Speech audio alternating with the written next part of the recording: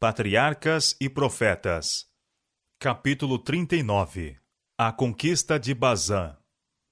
Depois de passarem para o sul de Edom, os israelitas voltaram-se para o norte e novamente volveram o rosto em direção à terra prometida. Seu caminho agora se estendia por uma planície vasta, elevada, batida pelas aragens frescas e agradáveis das colinas. Foi isto uma mudança oportuna do vale ressequido, através do qual tinham estado a viajar, e avançaram eufóricos e esperançosos. Tendo atravessado o ribeiro Zered, passaram para o oriente da terra de Moabe, pois tinha sido dada esta ordem: Não molestes a Moabe, e não contendas com eles em peleja, porque te não darei herança da sua terra, porquanto tenho dado Ar aos filhos de Ló. E a mesma determinação foi repetida com relação aos amonitas, que também eram descendentes de Ló. Ainda avançando para o norte, as hostes de Israel logo chegaram ao país dos amorreus. Este povo forte e belicoso ocupava originariamente a parte sul da terra de Canaã. Mas, aumentando em número, atravessaram o Jordão, fizeram guerra aos moabitas e obtiveram posse de parte de seu território. Ali se fixaram, mantendo domínio indiscutível por toda a terra, desde o Arnon para o norte até o Jaboque. O caminho para o Jordão, pelo qual os israelitas desejavam prosseguir, estendia-se diretamente através desse território. E Moisés enviou uma mensagem amigável a Seom, o rei amorreu, em sua capital. Deixa-me passar pela tua terra, somente pela estrada irei. Não me desviarei para a direita, nem para a esquerda. A comida que eu coma, vender-mas-ás por dinheiro, e dar-me-ás por dinheiro a água que beba. Tão somente deixa-me passar a pé. A resposta foi uma decidida recusa. E todos os exércitos dos amorreus foram convocados para se oporem à marcha dos invasores. Esse formidável exército aterrorizou os israelitas, que estavam mal preparados para um encontro com forças bem armadas e disciplinadas. Tanto quanto dizia respeito à perícia na guerra, os seus inimigos tinham a vantagem. Segundo a aparência humana, Israel teria um fim imediato. Mas Moisés conservara seu olhar fixo na coluna de nuvem e acoroçoava o povo com o pensamento de que o sinal da presença de Deus ainda estava com eles. Ao mesmo tempo, determinou-lhes fazerem tudo que a força humana podia fazer no preparo para a guerra. Seus inimigos estavam ávidos de batalhar e confiantes em que exterminariam da terra os israelitas, que não estavam preparados.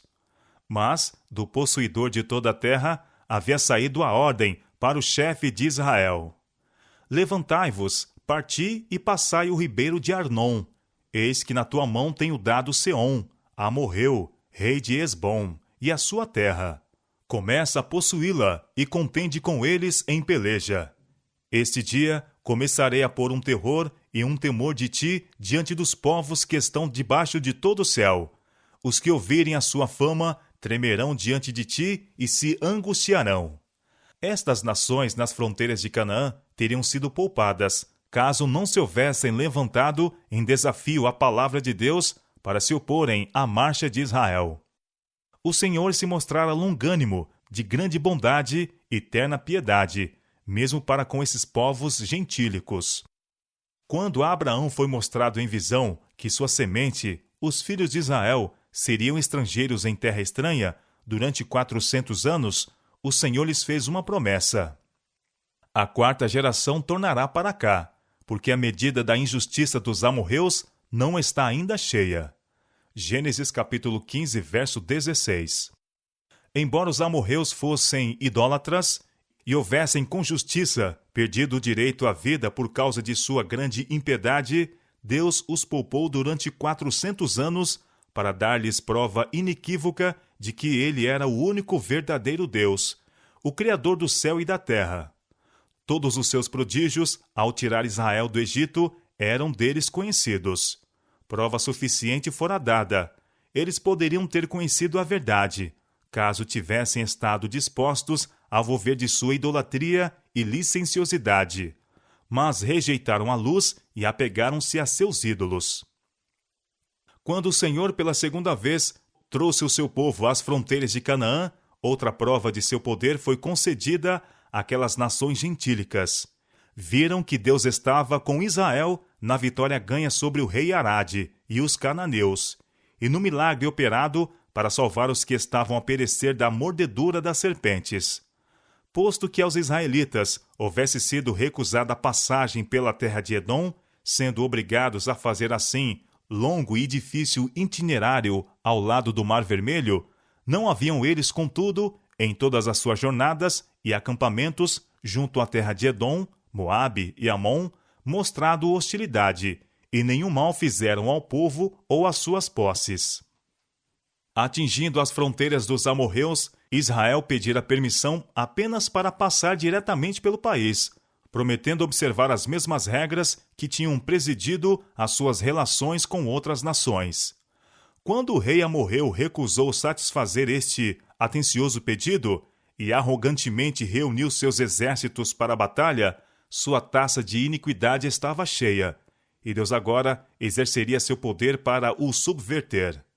Os israelitas atravessaram o rio Arnon e avançaram contra o adversário. Travou-se um combate, no qual os exércitos de Israel foram vitoriosos, e prosseguindo com a vantagem adquirida, logo ficaram de posse do país dos amorreus. Foi o capitão do exército do Senhor que venceu os inimigos de seu povo, e teria feito o mesmo 38 anos antes, se Israel houvesse nele confiado. Cheio de esperança e ânimo, o exército de Israel avançava ardorosamente e, jornadeando ainda em direção ao norte, chegaram logo a um país que bem poderia pôr à prova seu ânimo em Deus. Diante deles se achava o poderoso e populoso reino de Bazã, cheio de grandes cidades de pedra que até hoje provocam a admiração do mundo. 60 cidades, com altos muros, portas e ferrolhos, além de outras muitas cidades sem muros. As casas eram construídas de enormes pedras negras, de tamanho tão formidável que tornava os edifícios absolutamente inexpugnáveis a qualquer força que naqueles tempos pudesse ser levada contra eles. Era um território repleto de cavernas desertas, fundos precipícios, abismos iantes e fortalezas rochosas. Os habitantes desta terra, descendentes de uma raça de gigantes, eram de estatura e força maravilhosas, e tão notados pela violência e crueldade que eram o terror de todas as nações circunvizinhas, e isto ao mesmo tempo em que Og, rei do país, era notável pela estatura e proeza, mesmo em uma nação de gigantes. Mas a coluna de nuvem moveu-se para a frente, e guiando-se por ela, as hostes hebreias avançaram para Edrei, onde o rei gigante, com suas forças, esperava a sua aproximação. Og havia habilmente escolhido o local para a batalha. A cidade de Edrei estava situada à margem de um tabuleiro que se erguia abruptamente da planície e coberto de rochas ponteadas vulcânicas. A ela só se podia chegar por veredas estreitas, íngremes e difíceis de subir. Em caso de derrota, suas forças poderiam encontrar refúgio naquele deserto de rochas, onde seria impossível aos estrangeiros seguirem-nas. Confiante no êxito, o rei saiu com um imenso exército para a planície aberta. Ao mesmo tempo, aclamações de desafio eram ouvidas do tabuleiro acima, onde se podiam ver as lanças de milhares ávidos pela refrega. Quando os hebreus olharam para a figura excelsa daquele gigante de gigantes, assomando por sobre os soldados de seu exército, ao verem as hostes que o rodeavam e a fortaleza aparentemente inexpugnável, atrás da qual milhares invisíveis estavam entrincheirados, o coração de muitos em Israel estremeceu de temor. Moisés, porém, estava calmo e firme. O Senhor dissera com relação ao rei de Bazã: Não temas, porque a ele e a todo o seu povo e a sua terra tenho dado na tua mão. E far-lhe-ás como fizeste a Seom, rei dos amorreus, que habitava em Esbom. Deuteronômio capítulo 3, verso 2.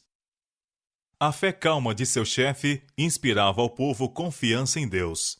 Em tudo, contavam com seu onipotente braço, e ele os não desamparou. Nem poderosos gigantes, nem cidades muradas, exércitos armados, nem pétreas fortalezas poderiam subsistir perante o capitão das hostes do Senhor. O Senhor guiou o exército, o Senhor desbaratou o inimigo, o Senhor venceu em prol de Israel.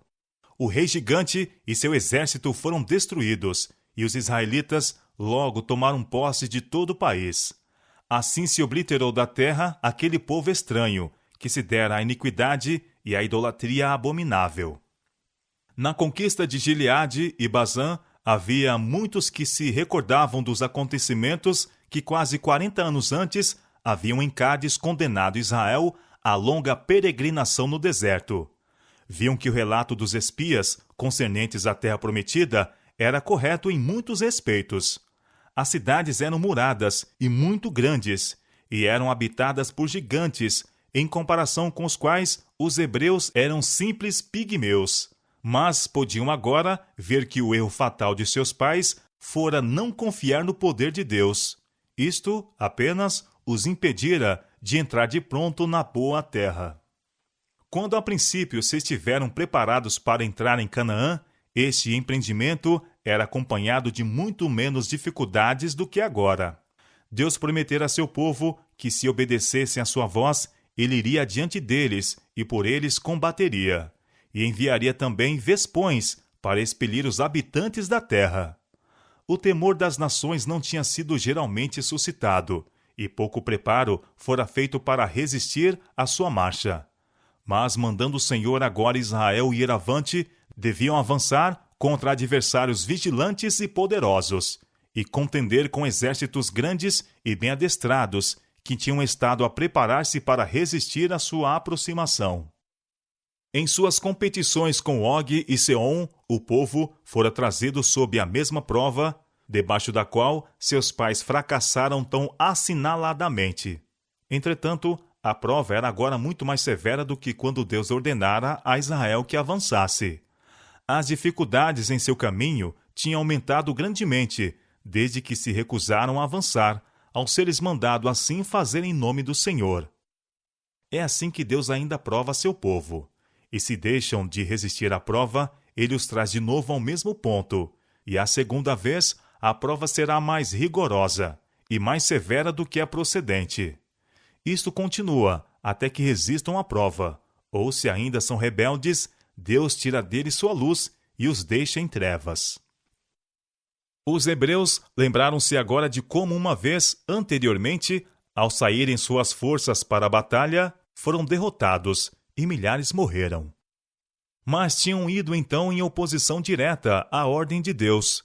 Haviam saído sem Moisés, o chefe designado por Deus, sem a coluna de nuvem, símbolo da presença divina, e sem a arca.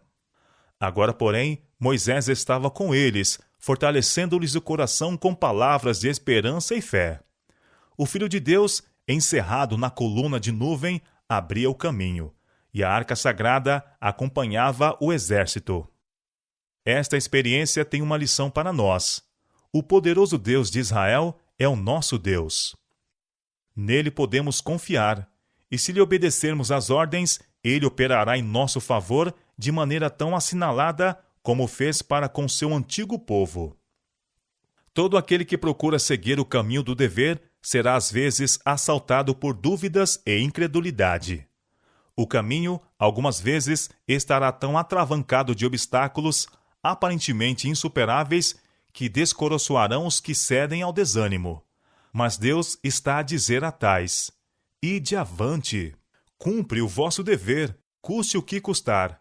As dificuldades que parecem tão enormes que vos enchem de terror a alma se desvanecerão ao avançardes no caminho da obediência, confiando humildemente em Deus.